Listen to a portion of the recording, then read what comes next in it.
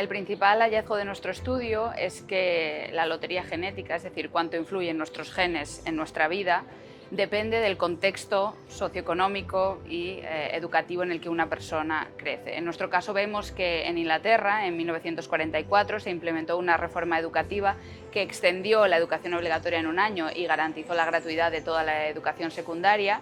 Y una vez se implementa esta reforma, los genes dejan de importar tanto para los resultados socioeconómicos de esas personas a lo largo de su vida, para su educación, para sus ingresos y para su riqueza.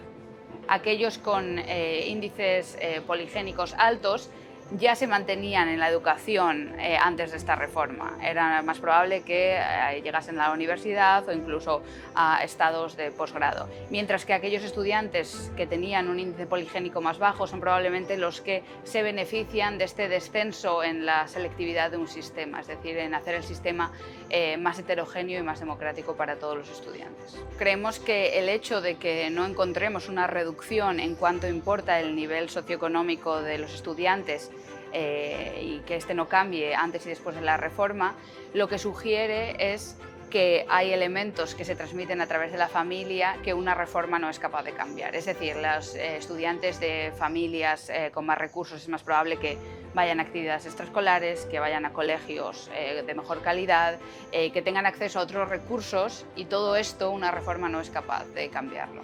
Bueno, creemos que los resultados son relevantes, pero con cautela. Es decir, estamos en un momento histórico en el que la educación gratuita está mucho más extendida en casi todos los países, al menos occidentales, y creemos que lo que nos incita a pensar este estudio es no tanto en reformas similares hoy en día, sino en qué otros tipos de reformas podríamos considerar y en qué elementos del sistema educativo siguen operando como barreras de entrada y de permanencia para los estudiantes. Es verdad que los resultados del estudio hablan en particular de una reforma muy concreta que expande la educación secundaria obligatoria y la convierte en gratuita.